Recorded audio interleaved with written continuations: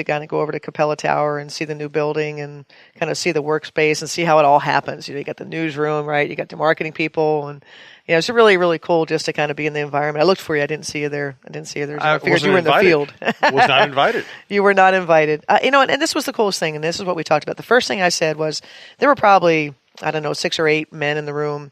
There were probably 40 people.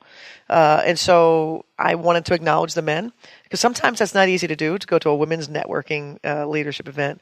And it was, I told them how important it was that they were there, and how, that it might have seemed small to them, but to everyone in the room, their presence was huge. And so, I said that women, in our quest for equality and everything, women in business, women in sport, women in politics, whatever it is, we need men to advocate for women. That's the only way we're going to achieve that. And so I think that, the actions by the men that were there, it was pretty cool to see, and their engagement. And I told them it was pretty powerful. So, we just talked a little bit about, they wanted to hear about, some leadership lessons maybe along the way with the Lynx. And, I was able to share some stories that I hope that they enjoyed. And at the end of the day, there's not been a time that I haven't engaged in a group like that I haven't learned something, the takeaways,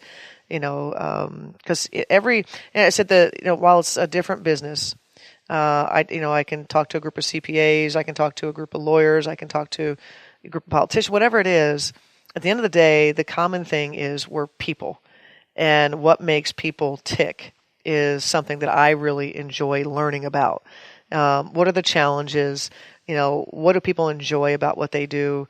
How can we be successful? Whatever the business is. And at the core of it is always communication.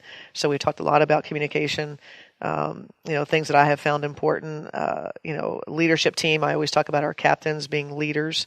My leadership team, I've had 4 of them, 4 of the 12 players on the team, and just how we've kind of worked together. It's not just the basketball piece. Yes, they're great basketball players. Otherwise, they wouldn't be professional.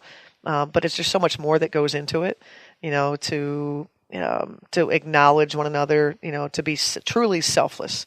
That's not a trait that comes easy, to be truly always thinking about someone else.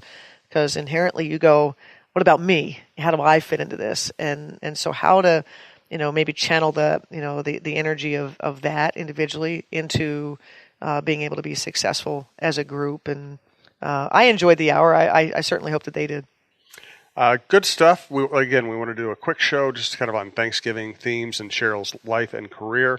Next week, we will be telling you more about our December 7th live show that will involve Rebecca Brunson and Lori Ramsey. Come back to talknorth.com for all the sports. Obviously, this is our women's basketball and other stuff, as I like to say, show. Thanks to all of our listeners who have made the network a success. Thanks to Cheryl. We'll talk to you next week.